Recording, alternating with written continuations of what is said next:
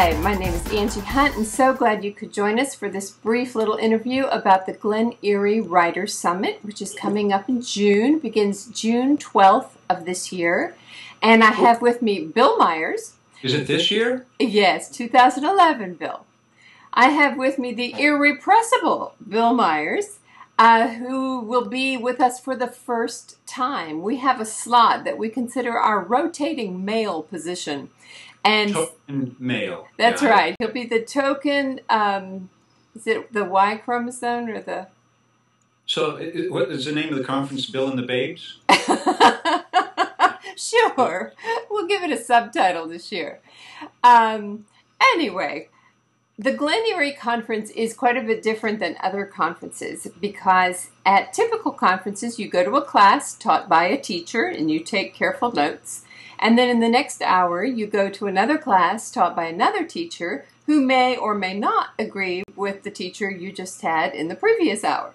Yeah. There's a lot of conflicting approaches and opinions out there.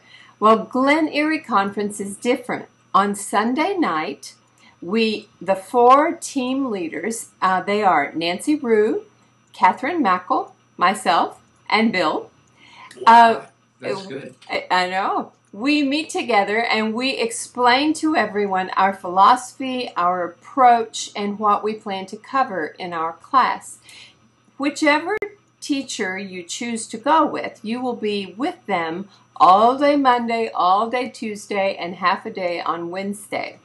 They will give you writing assignments and send you off in the afternoons in that beautiful, beautiful location of Glen Eryie to work on them, and then you will come back together and review what everybody's written.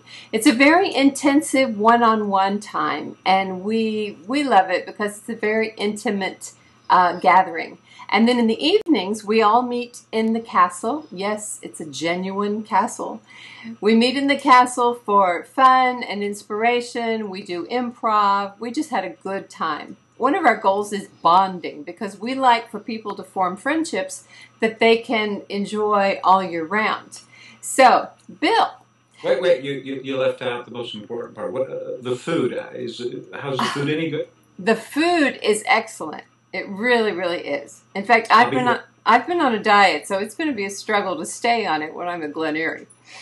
Anyway, Bill, really? On Sunday night when we are speaking to the people and telling them about our approaches, what are you going to say? Pick me. Please pick me. I've taught with you. I've taught with Nancy. Our styles are different. My background is television and motion pictures. That's where I got my degrees, and that's how I started off writing. And so I'm very conscious about the person with the remote control in their hand, knowing that if you bore them, they'll click you off. So that plus a huge dose of ADD keeps my pages turning pretty quickly for the readers. So I would probably be passing that on. You know, the basics are the basics. You know, good scene development, good character, good dialogue, good structure.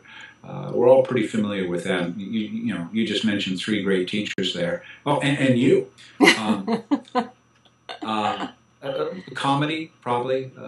Putting in a bit of comedy, knowing how to use comedy. And approaching it more from a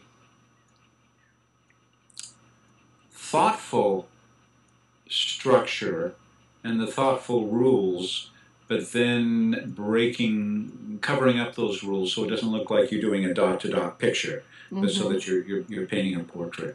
So probably entertainment is a pretty big deal with me, and feeling both emotions that your characters are going through. Because you and I both, and Nancy too, all three of us come from a performing arts background, and you know, if we're not feeling what the characters are feeling, then we go back and rewrite it. In the past, we've had a lot of teenagers and young writers come to this conference. Good. It's a lot of fun. They're always a lot of fun. And I suspect that more than a few of them might end up in your group. And you've written for kids. In fact, I'm sure that people watching this will have heard of the Wally McDougall series and McGee and Me and yes. Forbidden Doors. That was one of my favorites as well. So Bill is you're very prolific. In fact, you're one of the most prolific writers in the industry, I think. Well, there is that Angie Hunt person, but we're going to take her out, so I'll be king of the heap after that. By the way, Angie Hunt, how many books have you written? You know, I haven't counted lately. Last time I did, it was like 115, I think. Oh, I'm working on my 110th. Go ahead, sleep in a couple more days. I'll catch up. Ah, now see, this is why God brought me into your life, to just be the carrot dangling out in front of you. Anyway. Yeah, I do. I think about 80 of my books are written for kids or young adults. And you and I both know that because we've taught together at Young Writers sort of institutes, that the idea is you present the same principles, but you present them amped up a little bit because the attention span is a little shorter. So we usually go into teaching those classes on a couple extra cups of coffee. And again, not getting caught being boring, but still trying to present the same facts and figures and how to do it. Yeah. Some of the people who are there will be more interested in nonfiction than fiction. So would you be willing to address that if they chose to go into your group? Yeah, I've written about half a dozen nonfiction books. I think, and I may make an enemy here or two, but I think nonfiction is easier to write than fiction. I agree. I think that, do you? Oh, absolutely. Yeah, but the story's already there. It's just a matter of structuring it. So, yeah, I'd feel comfortable doing that. If, you know, it's always a good idea to check out the creds on all four of us to see who's written what and to see if, you know, if you want to write like that or not write like that. But, yeah, I'd be comfortable with that as well. Okay, great. Well, any parting thoughts that you'd like to add? We appreciate your time so much. Oh, sure. I don't think so. One thing, yeah.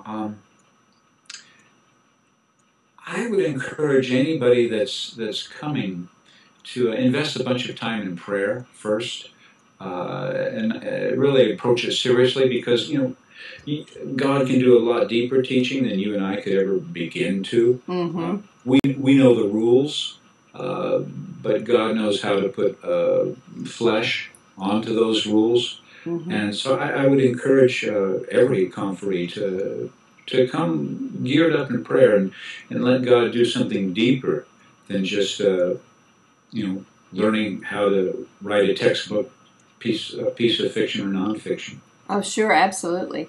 In fact, that's one of the things I appreciate most about Glen Eryie is by the time we show up, the staff there has bathed every single individual attendee plus all of us teachers in prayer for weeks. And you can really sense it. You can feel it. It's great. Good. I'm looking forward to that. Oh, me too. We think you'll have a good time. Well, we hope so. As long as the food's good, I'll be there. So I know you're just dying to get back to work. So I will let you do that. And thanks again for your time. And we hope to see you at Glen Eryie.